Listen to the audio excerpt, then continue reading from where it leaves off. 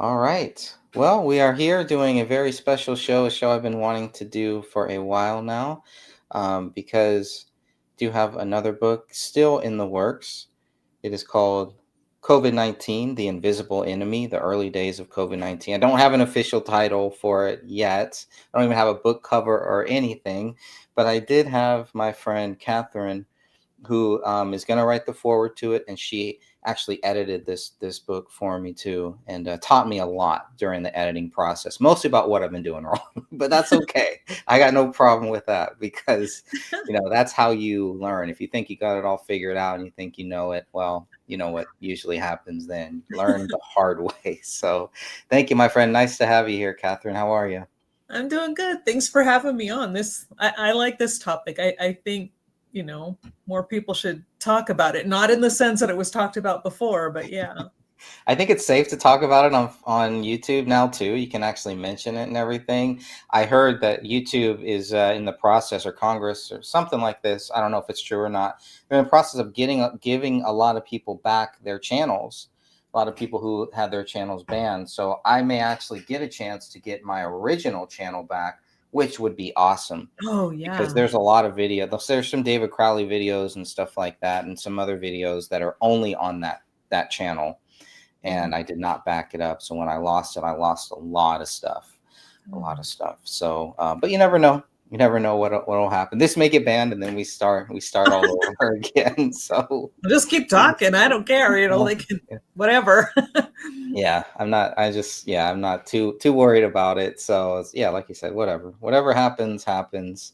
But I did want to just kind of go back over COVID, maybe talk about your experiences, what you thought about COVID then, what you think about it now. Have we learned anything? Is it going to come back? Just any general thoughts that you have on COVID-19. Well, it's like from the beginning. Again, it's because of my background. If I didn't have the medical background I do, I probably would have jumped on the bandwagon of it being just a big fake thing, right? I would have been right in there with everybody going, "Oh, this is just a joke," and they're all faking. But it's like I knew it wasn't a joke. I didn't, clearly didn't know how serious it either was or was not. But what I don't think a lot of people understand that when a virus first comes out, it can either be, nothing to it, or it's going to be pretty viral, right? It's going to be pretty potent. Now, here's the thing that I don't think a lot of people understood. Everybody on all sides of the spectrum were saying it's coming, from a level 4 biohazard, blah, blah, blah, blah, blah, right? And so I'm like going, you guys do understand what type of a facility that is, right? I mean, where you're full gear, you don't breathe oxygen. I mean, you have full containment. And so if it's coming from that type of a lab, it's pretty serious, right? And I'm like going, this isn't a joke. But again, I just kind of wanted to wait and see what happened. I didn't want to make too big of a jump too quickly. So for me, it made lots of sense that since it became, pretty widespread in China first. In my research, I found cases that were back in like August, but it didn't really hit China till what, December, or whatever, That's somewhere what they later in the say. year. Yeah, Yeah, several months later yeah. when it really started to take off. And so I'm just like going, well, it hit them really hard. And so again, that makes sense. It's going to be super powerful, that type of a virus at the beginning, but either when it mutates, it's going to mutate deadly, or it will mutate less harmful. And you don't know, right? You're just waiting, going, okay, what's it going to do? Because, where's the human race a guinea pig? I don't know, right? That was my thought. I have no idea. But you don't know until it actually, invades a host, and then you see what happens once it's in the host, and then it starts to mutate, and then it starts to spread in a different way. So I just kind of I was waiting, and I knew it was real. because, from the very beginning, I think it was what we started seeing a lot of cases here. What was it like in early whatever? February, yeah, very Yeah, early, first couple yeah, months of. yeah. And I had a stepsister who she traveled a lot for her business, for her job. She was constantly traveling, and then all of a sudden she got really Hmm. super sick. And I'm just like, and turned out that it was, COVID. And so that's when I started hearing people going, it's a joke, it's a hoax, it's not real. And I'm like, it's pretty real, you know. And Corona everybody, beer. Yeah. yeah, and everybody I know who had it across the board, either they didn't have symptoms, and this was later, but in the early onset of this infection, everybody was like, this was not the flu. This was not a cold. This was horrible. So it had to have been different. That was my thought process. Yeah. Yep, it was an interesting time there because yeah, I didn't really take it seriously, and I remember the meme, the first meme or whatever that I saw was this dude with a Corona beer and he's lying on the ground and they're like, this is how it all started or something like that. So that image will be in my mind forever because I had no idea what Corona was. I knew the beer. I used to drink the beer when I was a kid, but that was it.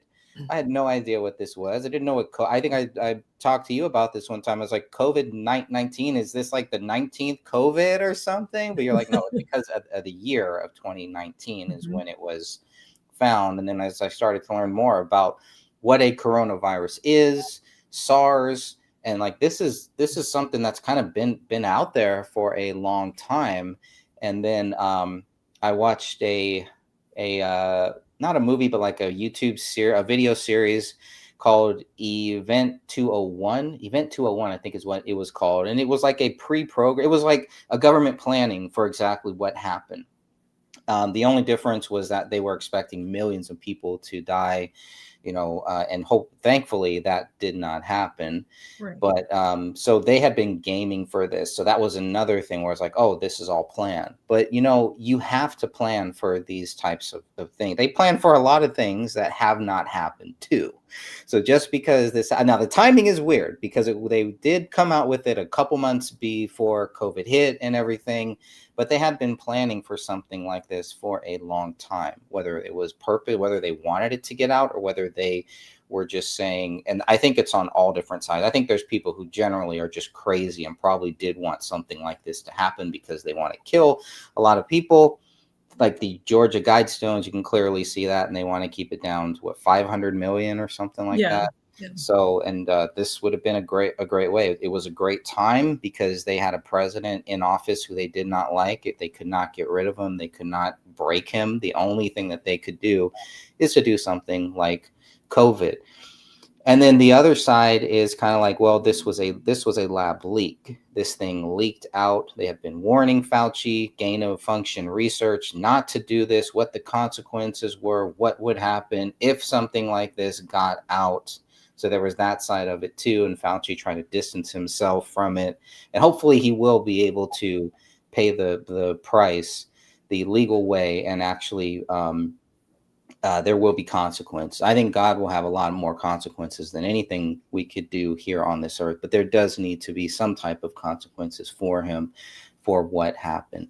And even if you sanction him, even if you do all of this stuff, I don't see why they could not go ahead with a full trial, even though he's got the pardon and all that stuff. Get it on record that this dude is guilty. Get it on record of all the things that happened. We can't just say, well, he's got the pardon, so let's not even bother with it. I don't think that's And right. the fact that they did the preemptive pardon tells you right there he's guilty. Yeah, Because why would you need to pardon an innocent person? It's like, that's exactly. stupid. Yeah. So, They did the same thing for Liz Cheney because of the January 6th stuff. mhm. So they knew exactly what was coming. And then it's like, what was it even Biden who signed it, or was it this whole auto pin thing? So that's gonna play another role in it too. But there, even if there aren't any consequences on this world, there will be consequences. Definitely things like this happen because something happened, something got out.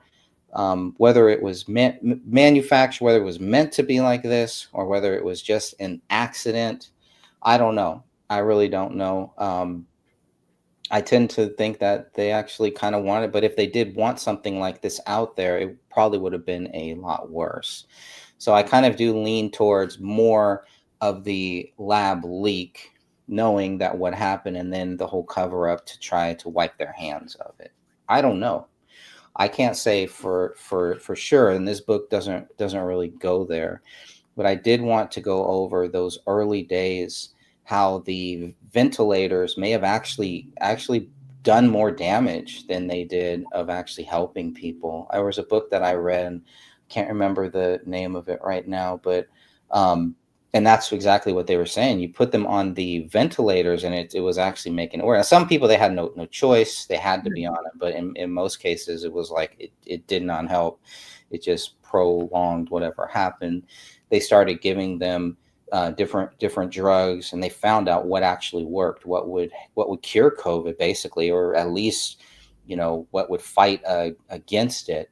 And as soon as President Trump came out and said we need to try these things, this whole right to try thing, he gets a lot of crap for the warp speed, and all that too. But he was also out there saying that we need to look at alternatives. I mean, we need to look at different drugs. I think it was, what was it?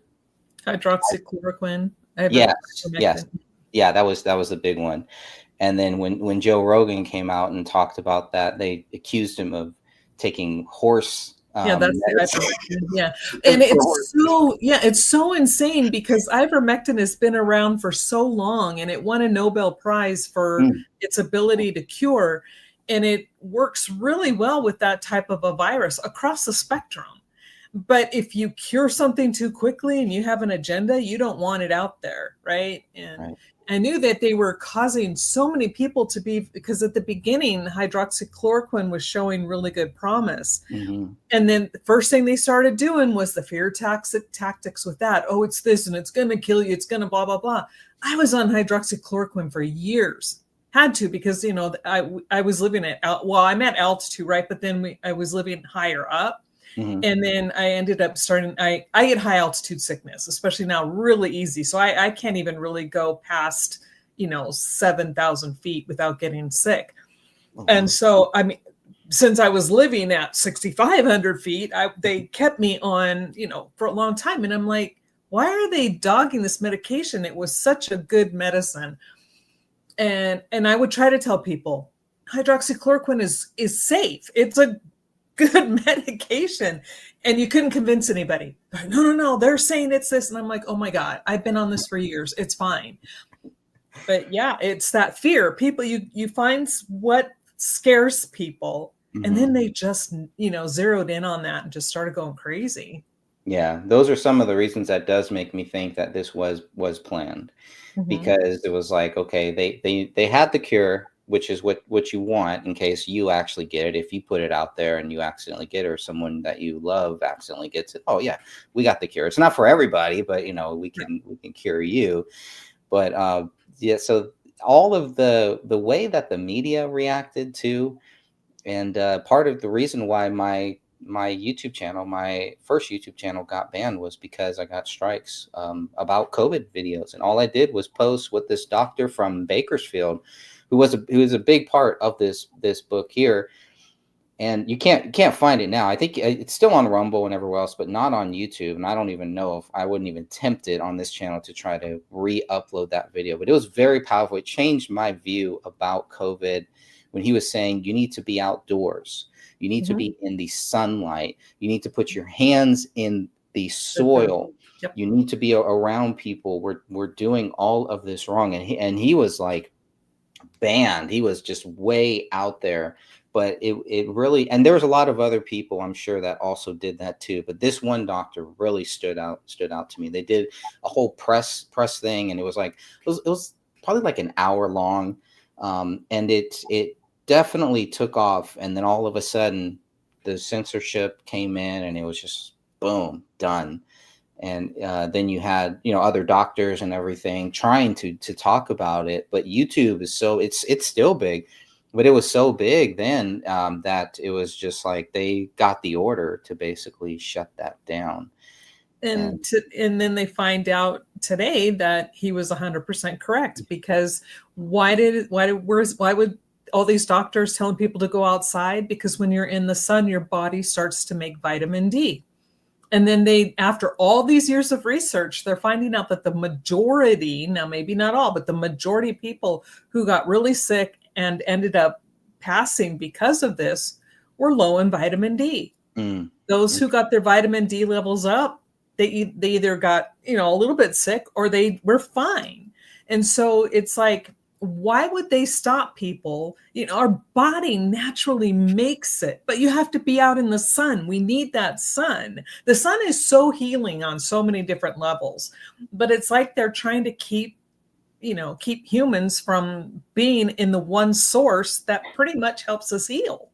right. Not all the way. I'm not one of those crazy people, right? But I mean, it's a good source of healing for our bodies. Yeah. Yeah, I definitely. Yeah, it was. And that year, I remember that year in 2019 was one of the only year, because every year I get sick. I can almost time it. And where we live at now, it's not as bad. But in California, I remember every year I could time it, and it would be right around between October and November and December, about 3 months, and I'd be fighting something back and forth. 2019 was the only year I did not get sick, and it stood out to me very much because everybody was then getting sick, and then in 2020, when everybody started getting sick, I didn't get sick that year either, and I was like, what is going on here? Like, okay, it's good for me because I'm not getting sick. But I don't know. I just always found that very strange, and felt like God was he needed to protect me a little bit more, because if I would have gotten sick, then it could have been really, really bad. As far as I know, I've never had COVID. I don't even know. How do you tell the difference between COVID and a bad cold? Because I've had bad colds for a long time. So if we're just going to say that, I've had symptoms probably since I was like 5 or 6 of COVID-19. Yeah, I mean, everybody I know who have actually had COVID, and then of course those that I know of in hospitals, because again, I still have contacts within medical facilities. The only thing they say, it's not it's worse than anything you can think of. It's like the flu 1,000 times over, a cold 1,000,000 times over. They're just like it. Once you have there's no doubt, because it's like when people get the flu and you get those aches and you're coughing and you're having a hard time breathing, like, oh my God, is this COVID? They're like, no, trust me, You'll know. Okay, that's good to know. I did take a test one year. We had put it off. I was like, I'm not doing that. I'm not doing anything like that, because I just felt like whatever I had was just a regular cold. So it's like, this is nothing different than I get every year. One year we did do a COVID test, and I didn't have it or anything. But some of the stuff I put in the book, especially in those early days, were a lot of false positives that they were getting to, and they were finding that in these COVID tests, those early COVID tests look nasty, where they'd shove a not a toothpick, a Q-tip up your nose, and man, that looked painful. Like, it doesn't hurt. It doesn't hurt. I've had several of those because I was hospitalized a couple times during COVID. Okay. It's not painful. And it's like, come on. It looked brutal. Well, the worst part is because the ones that I had, it wasn't necessarily a cotton. It was almost like a little scrub brush type thing. It was really weird. Yeah, and they jam it up there, and you're just like, oh God, whatever. But yeah. Once I saw it, and I just saw like I just saw like a thing of it. Oh, this is how you do it. You just stick it up there. I ain't doing that. Some of them did have Q-tips. You're right. You're right. Some of those early ones. Yeah. But oh man, it's like, no way. And there were people lining up to go get it. And it was so crazy also to see all of the rioters in the summer of 2020 no problem there. We're all supposed to be locked down. We're all supposed to be inside. All the good people were. Churches were closed. Couldn't go to church. Liquor stores were still open. Gavin Newsom's wine bar was still open. Yeah. Rioting was still happening. That was all fine. It was a crazy, crazy time, I think. Yeah. Now, I mean, think about that. It's really hilarious because, yeah, and you can't go to church where you're sitting there quietly and, there's one, oh, no, no, no, no, you can't do that. But when you're at a riot and people are screaming and they're and when you're screaming, spit's coming out and everything, and that's all okay. that's okay. No problem there. Yeah. Yeah, that was wild there. It was a crazy time. And then of course that led into the voter fraud of 2020 because of the mail-in boxes, and we didn't know who was voting. And you could still go back and look at the record number. Joe Biden, 81 million votes. 81 million votes, and then he drops out 4 years later. You Oh, have see, if you add the total number of votes from Joe Biden and Trump in 2020 and compare it to the total number of votes for Kamala Harris and Trump in 2024, the numbers don't add up.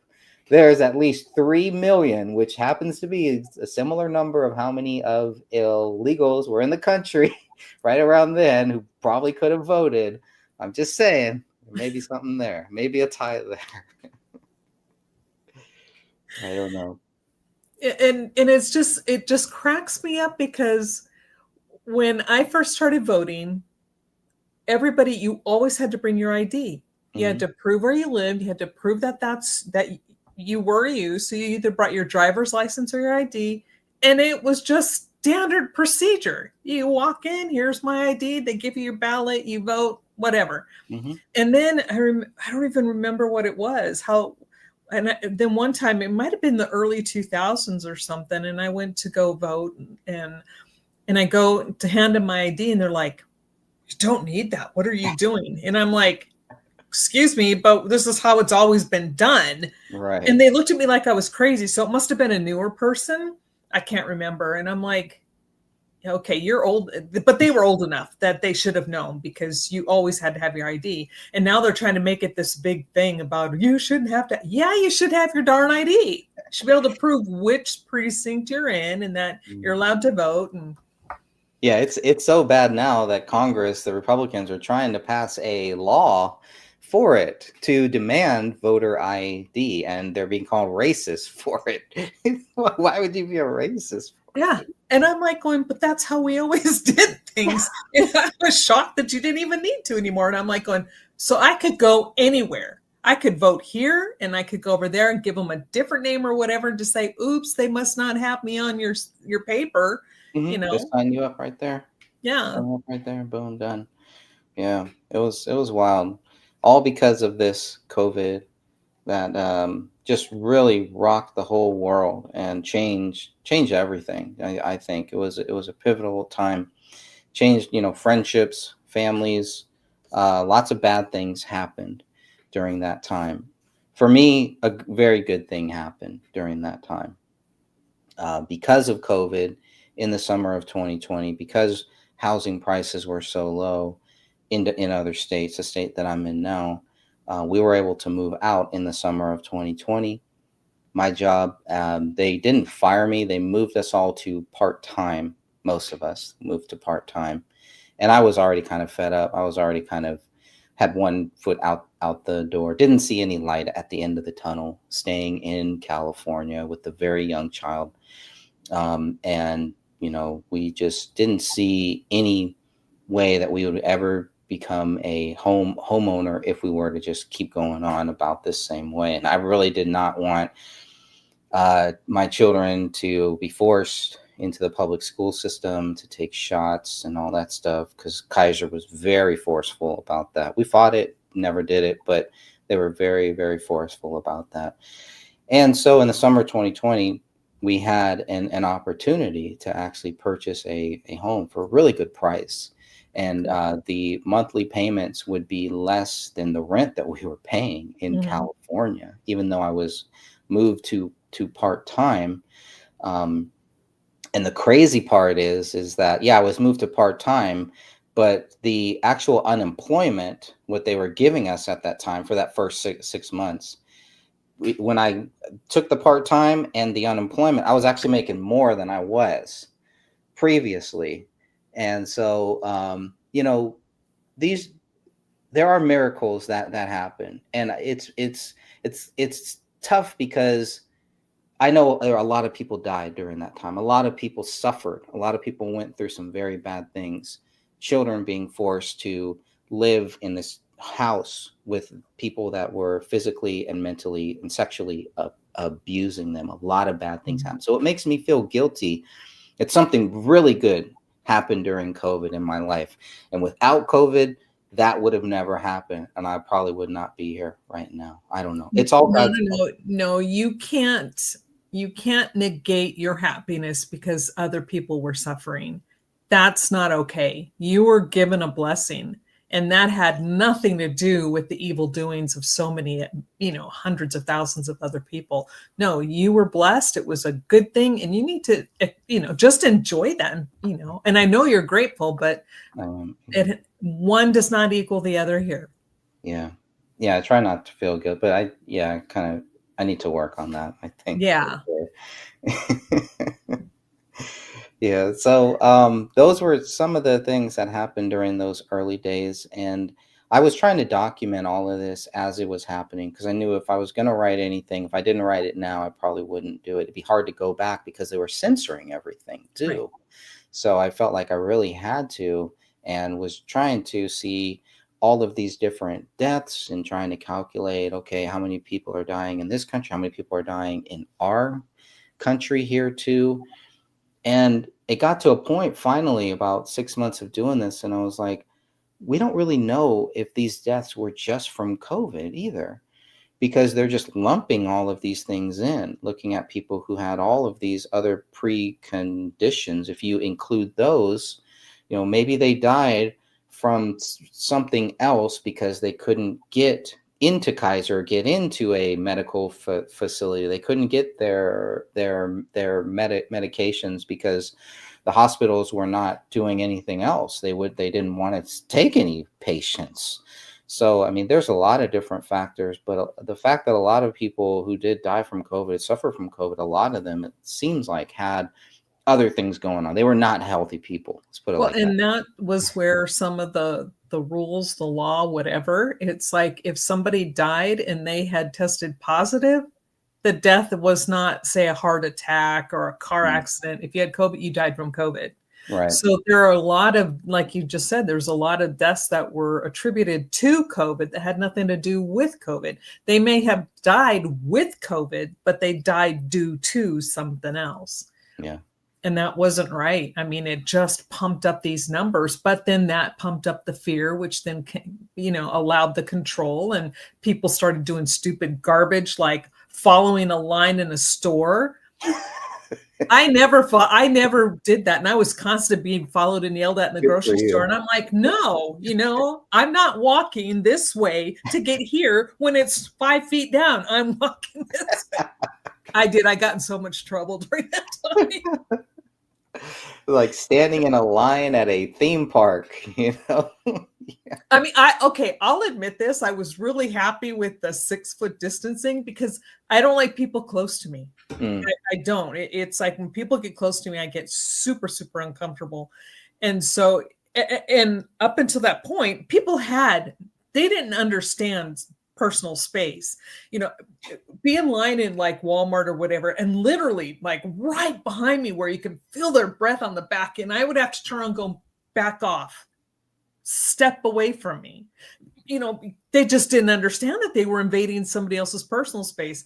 But then once that's, the 6 foot thing came in, I'm like, oh God, I can finally breathe. you could stretch, Yeah, stretch your arms out of it. because they would have little circles on the floor that you had to stand in these circles. It's And I'm just terrible. like, thank God, now I don't have to worry about people standing on top. It's really that if anything's going to make me snap and jump down somebody's throat, it will be that. Stay the back off. Don't come near me. Yeah. And yeah, That's weird. I was thankful for that. Well, this is what they say happened here. I don't know if you've seen this. I actually thought that this was fake. And I was like, what? They're doing a lab leak? Trump's talking about this but it's from the White House, from their website. So I was like, wow, okay, this is interesting. And it goes through what they believe, happened. Um, this is not found in nature. It's not a natural thing. Correct. The data shows all COVID-19 cases stem from a single introduction into humans. This runs contrary to previous pandemics where there were multiple spillovers. And the Wuhan is home to China's foremost SARS research lab. And this is where they really think that it came from. This was one of the main theories. I remember hearing three theories. It came from a U.S. military base. It came from China, from the seafood market, from bat soup, Yeah, no. or it came from a leak way down over here in Wuhan, the Wuhan Institute of Virology.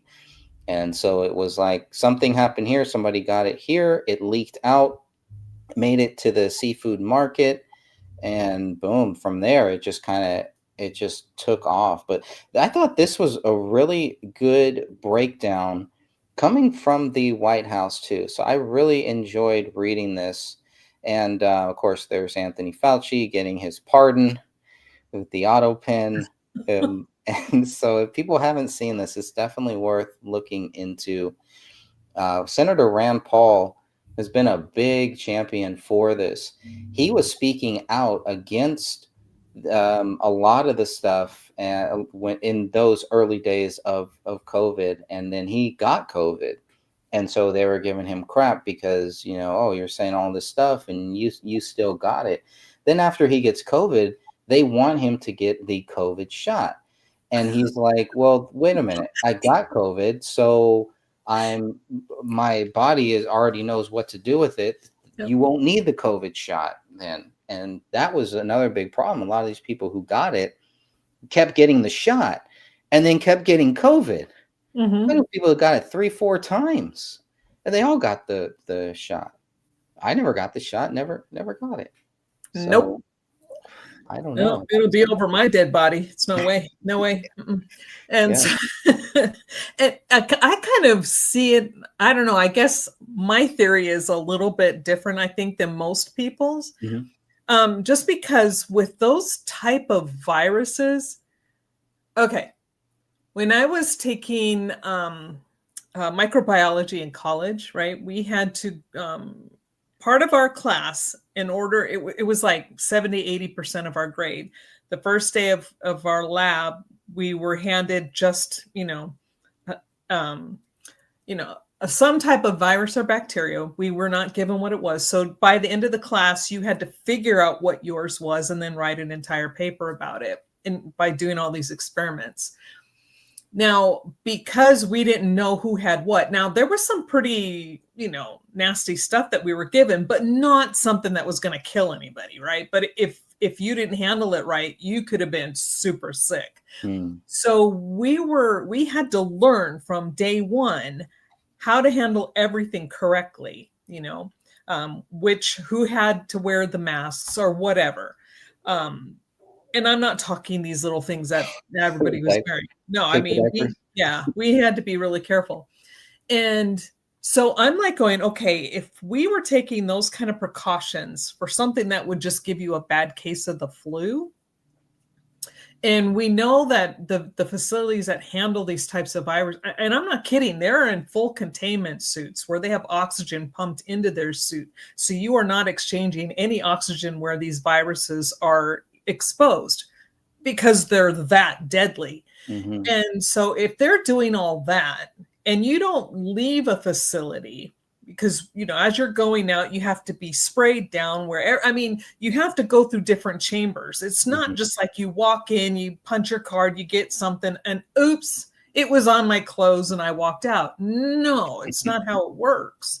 And so with the types of stringent stuff that you have to do, my thought is that this was planned, and it was planned on a multi-layer thing, and it was several people involved, not just one, not an oops. And I my thought is that, and I could be completely wrong, completely, this could just be like the conspiracy thing, and that's fine. Yeah. But it's like, so there are multiple people involved and they were sent to different areas. But it's just that for some reason, China got the worst of it at the beginning. And so that way because it started to spread a little bit too quickly. You know what I mean? It's like, Oh, yeah. wait a minute, that's happening a little too fast. So in my brain, I'm like, okay, there were people planting this somewhere. Mm-hmm. And like I said, when I was following back cases, the earliest one that I could find here in the US was actually like I said, around August. And they didn't start reporting cases until the next year. And I'm like, going, wait a minute, we have this case here that they didn't know what it was. And this person was super sick. And so I'm like, no, there had to have been too many people involved. So in my brain, it was definitely planned. It was executed by more than one person on purpose. It didn't escape.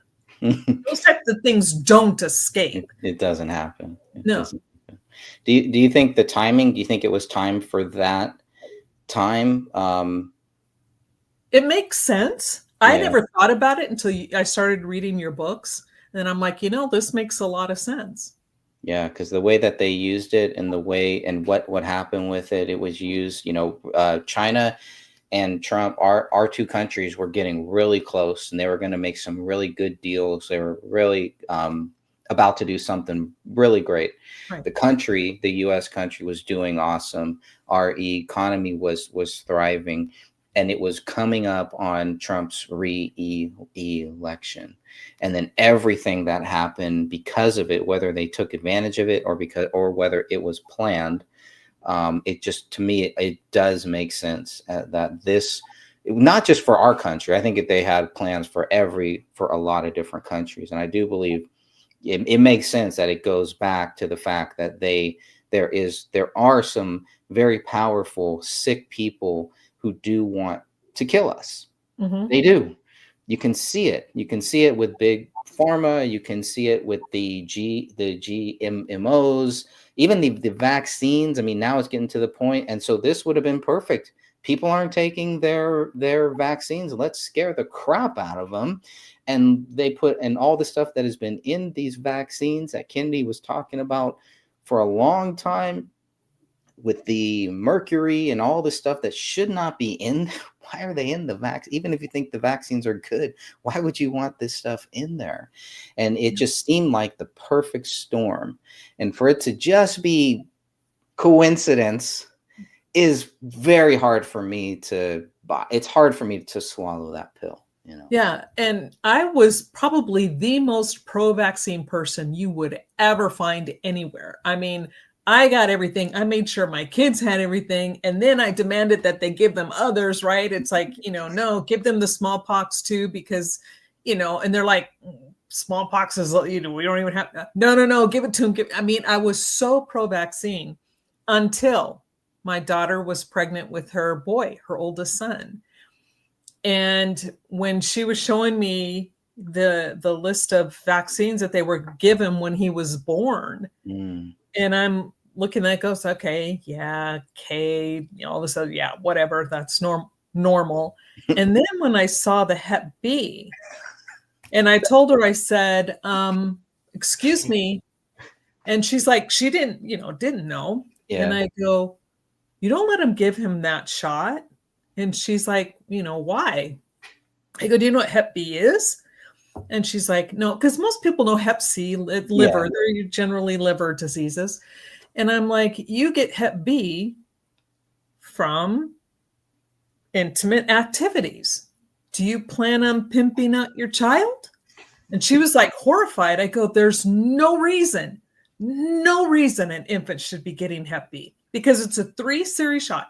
And that was the thing. I was still working in the ER. Oh, no, not when she was pregnant with him, but before, when I was working at the ER, they're constantly changing rules. So then all of a sudden, instead of just getting your typical vaccines, they added Hep B to that, which made sense because we're exposed to all kinds of stuff in the ER. Mm-hmm. And I remember going in to get my vaccinations, And then they're like, here, sign this waiver. And I'm like, well, what's this for? Mm. And they go, well, the Hep B is known for having some side effects. And so if you have side effects, you can't come back and sue us. And I couldn't continue working if I didn't get the shot. So, and I'm like, okay, and I'm talking serious side effects, not something minimal. And I'm like, they want to give this to newborns? Yeah. And how many people these days are allowing their babies to get these injections and they don't even know? And I'm like, again, unless you are doing something that should be sending your butt either to prison or to the gallows, Yeah. there's no reason that your child needs it. None. Zero. And so that's when I started to really question. And then so I told my daughter, I said, please do some research on this. Do not allow them to give this to your baby. And so then my daughter started coming back and she's like, do you know that this is in this and that this is, and I'm like, no, no, no. And then that after that, and then my mom got the flu shot and it almost killed her. She had to be hospitalized because the shot literally almost killed her. And it was one of those, oops, it was a live virus they gave on accident instead of the dead virus. And so between all of that stuff, you can't pay me to get any kind of vaccine. No, I will take my chances with Mother Nature. Yeah, me too. Me too. I remember with both of our children, that was the one shot, and they were trying to scare us into taking it. And then one nurse or somebody was like, it's really for like crackhead moms who, may pass on the Hep B or something like that to their child. And even that to me didn't really make too much sense. But the vitamin K one, oh, if you don't get that, they're gonna have a tumor in their head and they're gonna die. It's just everything is just about scaring you. Well, it And is, and well, they tell you that the vitamin K because their blood might not clot, and if you yes, there don't it do is. that, then they could bleed out. Well, Yeah, again, I didn't know at the very beginning before I had any medical training, but here's the kicker, you young parents out there and you young women who are pregnant right now. Guess what? Demand that they don't cut that umbilical cord for about 10 minutes. yes, Because you leave the cord connected and then their body, between the cord and the placenta and their body, they then helps their body to now learn how to clot their blood properly. But they clamp it off too quickly, so then it doesn't happen and it takes too much longer. Leave them connected for a little bit and tell that doctor, don't cut it right away. Wait. And then you don't even need the shot. Their body does it automatically. yeah. Yeah, it was a crazy time, and they still had masks. We still had to wear masks, and I Oh, remember that. And I was like, man, this is crazy. It's like 2022 or something, and we're still I still still see wearing people up here wearing masks, and they don't work with a virus. You've got all this open space. What do you think you're protecting? Oh my God. Oh my, see, that's a pet peeve of mine from the yeah. beginning. Yeah, That's I not going think to stop anything. people on camera when they're on like a Zoom call or something, or when they're driving a car by themselves wearing a mask, it's just crazy. I remember I was so heartbroken when we moved out of California. We're in this new state here, and I was really happy about everything, and then we get here and it's like, wow, a lot of the stuff they were doing in California, they're actually a lot of it they're doing here too. And yeah, it wasn't as bad in certain areas, but I remember I was really heartbroken. We were driving and I saw the school bus and a long line of kids, small kids, maybe 7, 8, maybe. And they're all lined up to get on the school bus, all wearing masks in there. And they're all going to get on this bus next to each other, sitting right next to each other. It was just, there was something, I think that's when it really hit me. Like, this is really bad. This is getting to the point where, this isn't just about COVID. This has to be about something more, something Yeah. bigger, something deeper, psychological, whatever you want to call it. But it was at that point, I just felt like we had really lost something very, very special during that time. Yeah, and at the beginning, I thought Fauci was like right on cue, right? Because he was saying, no, don't wear masks. It's not good. Because it doesn't. It does zero. Anybody out there, stop. If you're wearing Right. them, it doesn't help you. Unless you have Right. bad breath and you don't want people to smell it. Well, then fine, put your mask That on. was the worst part about wearing the mask. If it smelled like bad breath. Oh God. This is what my wife's been dealing with.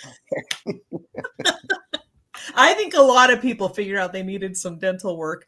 But so at the beginning he was, don't do it. It's not going to help. So I'm like, okay, so the guy can't be that bad because he's right. They don't Right. help. And then toward the end, he's like, oh, you got to wear 2 masks or 3 masks. And then you see people, I kid you not, I would see people out here with 2 or 3 masks on. And I'm like, what the hell are you doing? What are you doing? Yeah. Yeah, I remember during SARS, way back when, I can't, it had to have been like the early 2000s or something like that. In China, everybody was wearing masks, almost to the point where I think it just became part of their daily life. They're all just wearing masks. I am a wrestling fan, so I was watching some Japanese wrestling even before COVID and everything, and there's people in the audience and they're wearing masks. I was like, what are they doing? Why are they Because of doing the pollution. that? Okay, yeah. Their pollution was so bad that it would filter, but those are bigger particles. So that would make sense. You could filter out some of that pollution. But a virus, no. And a virus that is in that type of a containment where you're in nothing but you're completely covered and you have to be gassed, you're sprayed with stuff before you even leave. You think that little tiny mask is going to stop a virus? No. Right. Yeah, and then they started giving COVID shots to like dogs and cats and things like that. They get the flu shot. We took our cat in the other couple weeks ago, and they're like, "Are they vaccinated? Are they vaccinated? Do you want to get them vaccinated?" Like, stay away from my pets, you crazy people. Well, in here they've made it a law in Colorado that if you don't have your pets vaccinated with rabies or whatever and stuff like that, that you can be fined or have your pets taken away or whatever, which is why I don't even have pets anymore, because you can't even own a pet without them getting injected with all this garbage too. Gotcha. Yeah. Well, you could have fish. And next they're going to vaccinate the fish, just pour a little vaccine into their tank. I think they put it in their food. Put it in their food. Yeah. Okay, that's a joke. It's a joke. Don't give them any ideas. Right. Well, I am happy that you are, and thank you for editing the book. I know because I got the other book, it's kind of like on the back burner. You're working on your own books here too. I want to talk about those where people can get those too. But I do hope you'll find some time in between all of that when you have time, and there's no rush because, like I said, I'm still working on the other book, getting that one published. But then, I hope you will continue with the forward. You're very knowledgeable on this case, and I'm really looking forward to that. Hey, Ellie. Yeah, didn't I send you? Hi, Ellie. Didn't I send you part of the forward? I thought I had written something. I think you sent. I think you sent me some notes or something like that. Yeah. Because I think I started writing it, and I wasn't sure how much and how far you wanted me to go. So I'll have to go find that, because that was on the computer that crashed when the Microsoft update happened. It just took out my system. So I don't even know if I have it anymore. Okay. If you sent it to me, if you know what day or when you sent it to me, I can probably find it too.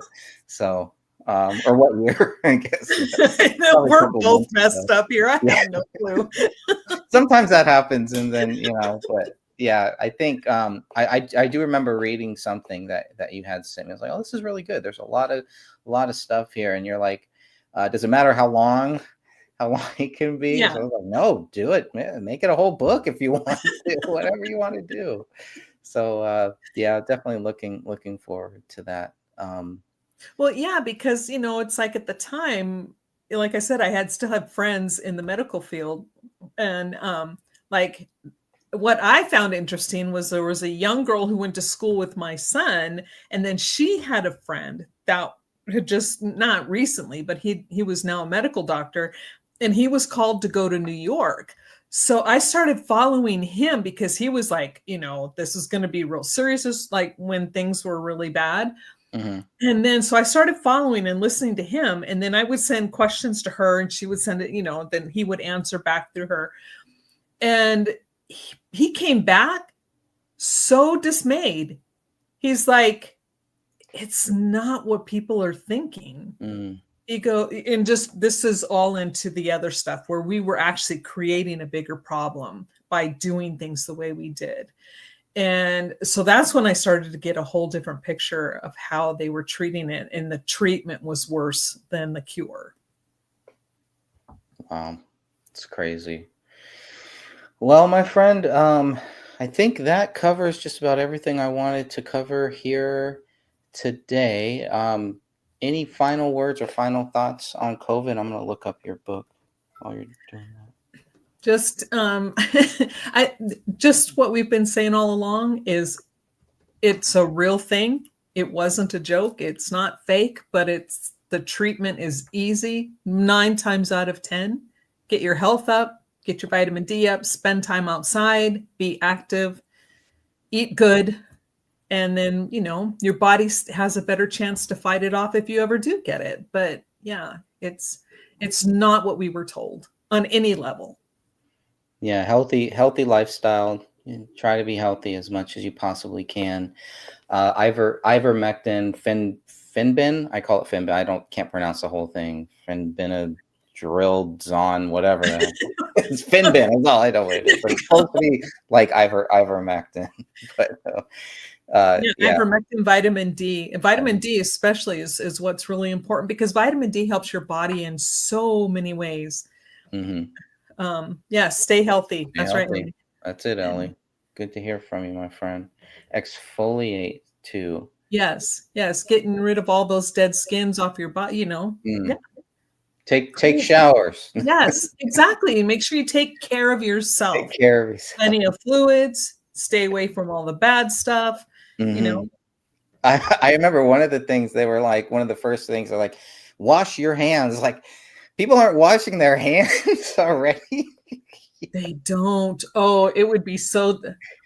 I even to this day, but even before that, there's no way I would go into a public restroom and touch anything. First thing I would do is I'd find something to open the door, and then I'd go and I'd take paper towels, and I touched nothing. And then I would clean the toilet before you even go pee, right? It's like, I'm not touching nothing because it was so disgusting. I would watch people go in, they would use the bathroom and then walk straight out. And I'm like, ew, okay, ew.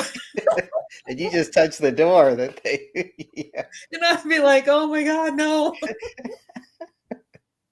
Oh, that's horrible. Yeah, some of the things they were telling us in the beginning, it's like, wow, okay. I guess we need to be told these things. Yeah, people they just don't do basic hygiene. They really do not. A lot of people didn't. They're better. I think they're better now. So if COVID did anything, it helped people to become more hygienic. Oh, but yeah, the hand sanitizer, stop that crap, stop the masks, and just be healthy. Wash your hands with soap and water. I like this one here. Red wine. Yes. Yeah. I'm in. I'm all in on that. Maybe that's why I didn't get sick during that time. I was drinking a lot of red wine back then. See? And I was on such high doses of vitamin D, due to health reasons. It's like I think that's what saved me. I never got it either, ever. So yeah, I had also stopped smoking weed around that time. I switched to vaping Hey, and THC. Rick. Hey, Rick, how are you, my friend? Yeah. So it was an very interesting time. I'm glad you stopped that. Yeah, I did. It was yeah, I don't know. I think, and then like a couple years later, I was at a family friend thing and I tried it and it made me so paranoid. I was like, I'm never doing this again, ever. Never smoking weed again. I haven't smoked it since, so I don't miss it at all, really. So yeah, and see with my job, I can't do stuff. I mean, it's like I don't begrudge people, if they want to do that, fine. But I mean, you've got young kids too, so it's a little bit different than if you're older and you're on your own. If that's what you want to do, have at it, be happy, not going to care, but I can't do that kind of stuff because I don't want to jeopardize my position with the company. You know what I mean? Oh, absolutely. Yeah, I switched to vaping just because of the smell, the smell and everything. But the state where I'm at, it's not legal. It's not legal here, and so all I do now is I've actually moved to hemp oil is what I've been doing now. So, and no THC. It's like, man, I really wish I had a little THC in here. I'd be all right with that. But once I moved to those drops, just because my brain, it was like about a year ago, 2 years ago, I was like, man, I feel so cloudy. And I just can't get rid of this. And it was hard to write, to focus on the writing process. And so Mhm. I've been looking into different hemp oil, CBD, CBG. I do like those. I think that they do work. They're a little more pricey though. This one was not that, but they take the whole plant. They put the whole plant inside of here. Whereas some of the other ones that I've taken, it's like hemp seed oil, and you don't want the seed, you want the whole thing. So, but that's really helped me. So whenever I feel kind of cloudy, I take some of that, and it's legal. It's all Well, legal. yeah, because it doesn't have the drug thing in it. It's like, Right, okay, the whatever. THC. Ellie says, I've had it. There was a study early on that cigarette smokers weren't getting it. Interesting. I didn't know that. Rick says, sorry I couldn't join you today. Our brother is here visiting. No problem. No Well, problem. you're here now. We're That here was good. now. Thank you, Rick. Thank you both for being in the chat. Ellie says, government put their hands on the weed. They are poisoning everything. Yeah, I've heard that too. And once it became legal in California, it definitely, the quality was not as good as what you used to be able to get from the street. This was not the same. Yeah. Please don't vape that good. Yeah, no, I'm done with all that. Yeah, but the vaping it helped me transition away from it, and then finally just moved to just drops. So now it's just all hemp seed, not hemp seed oil, just hemp oil is what I've been doing lately. And it's been helping. It's been like helping me to stay sharp, because after working and with the children, and you both know this, it's just, you get to the point where it's like, man, my brain is fried. It's Mhm. fried, and we still got to go make dinner. We still got to Yes. put the kids to sleep, and maybe do a little something else here too. And so it's been challenging, but I'm actually waking up earlier now too, which I never thought that I would do. I wake up 6 a.m., 7 a.m., and I'm like, man, I didn't think I'd ever be here, because I was like a late bloomer. I thought it'd be 9, 10, and even that was kind of early. I'm not a morning person, but now I wake up just because, the kids wake up. We got to get them to school and everything. So we just kind of do it. So that has been helping me. Nicotine apparently blocks COVID. I've heard this. I've heard it blocks cancers or something like that too. And so, but you got to be careful. Everything in moderation too, because I know some people, they started like smokers are like, yeah, let's smoke it up. Well, I have a sister, and she's been smoking since she was 12, and she never got COVID, and she was around it, right? Mm-hmm. No, she got COVID, but it was after she was in a facility and she didn't have access to her cigarettes. So now that you mention that, I'll have to look into that. Yeah, I have heard that. I heard that recently. I've heard a couple different studies or a couple different things about that. Yeah. Yeah, and that made me really mad, because when they put her into the hospital, because I'm her power of attorney, right? Mhm. And so I told them, the doctor's hospital's calling, talking to the ER staff, and I'm like, no remdesivir, don't give her this, do not ventilate her. This Okay. is what I want you guys to do. And then the next thing I know, I get a call, and they're like, well, we just want to let you know she's on her second dose of remdesivir. I said, you guys had better Oh, take that off right now. I mean, they did it anyway. yeah. And I'm like, if you don't stop that, we're going to have an issue legally. Good. Stop that. And I'm, oh my gosh. Hmm. Gummies shouldn't be legal. Pennsylvania has dispensaries on every corner. Something ain't right. Right. Yeah. Yeah. All the chemicals, because I was looking at the CBD gummies. I tried those, and then I look at the ingredients, like, man, there's a lot of bad stuff in it. Because I've been off candy, I've been off sugar, I've been off soda, all that for over 10 years plus. And then Good. here I am taking gummy. I tried the gummies, I didn't really feel anything. It didn't really do anything for me anyway. And then I looked at it and all the ingredients. It's like, yeah, there's CBD or CBG in there, but if you really want to get the best from CBD or CBG or even hemp, just you have to do it like this because it goes right into your system, I think. Do you Uh, just like drop it under your yeah, tongue? I yeah, don't. Okay. yeah. You drop it under your tongue, hold it there Mhm. for about 60 seconds, and Yeah, that's because it. that's directly into the bloodstream. Yep. Yeah. Yep. So I found that because I never thought I'd be doing that. This one actually tastes kind of I feel like I'm tasting the whole tree. So I was like, yeah, okay. I believe you guys put the whole tree in here. I'm sure everything is in here. It, it's not very good tasting, but it does work. Um, yep. No ventilation. Um, and let's. Yep. Oh, thank you, Ellie. I want to look at your book here because I do have this up. So Catherine is working on a series, I believe a trilogy, a three-part series. Is that right, Catherine? Yes. And this is book one, and I do have the physical book here, and you can get it right now for $15.99 on Amazon, which is awesome. If you're a Kindle member, it looks like you can read it for free, or you can buy it on Kindle for $3.99. It's 457 pages, and it is called Root of All Evil. This is book one. Catherine, to finish this off, why don't you tell us a little bit, if you don't mind, tell us a little bit about this book here. Okay. First thing I want to say is if for any Kindle readers out there, Mhm. please start from the very beginning, because with Kindle, they pay us per page that's turned, and it's even like the title page, the copyright page, everything. So start from the beginning in every page. So that's what helps us get paid. But yeah, it's a like Greg was telling, it's a trilogy. So this whole story evolves over 3 books. But book one is the beginning of how okay, Ian and Levy are like a power couple. He's a CFO, and then she's a nurse.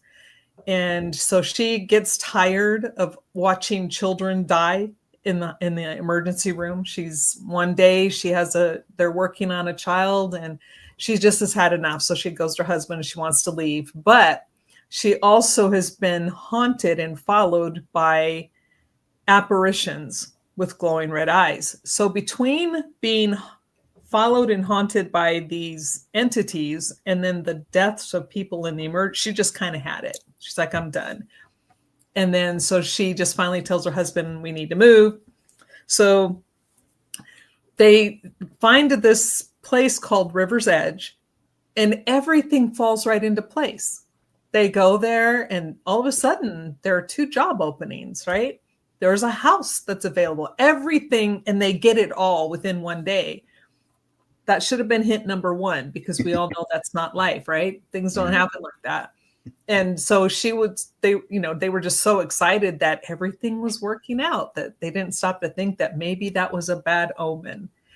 And then the story continues from there. And it's the struggles between a battle between like good and evil, I guess, is kind of what it is. And they don't really believe in God. They don't really have a feeling about a God, but they don't really believe in a God. But when they're faced with evil, an actual demon, they have to return to an entity they never believed in. Interesting. I like it. And there is a spoiler here. Nobody gets COVID in the book. Is that Oh, correct? yeah, I should have wrote about that, right? Yeah. As far as we know, maybe they got it and they never got tested too. That's possible too. But I will put that link here for anyone. It looks like Ellie's already in the process of buying that book. So definitely appreciate that. Oh, thank you. You will like it. You will like it. I got my physical copy here too. And any idea of when you think the second book will be out for publication? I am in the process of doing the first initial big revision, and I'm like There are like 43 chapters in the second book, and I'm on like chapter 8 or 9 in revisions. But the reason why it's taken so long, because when I first wrote this series, I wrote it as a third person omniscient view. And going through the process and getting professional editors, they're like, you really need to put this in first POV.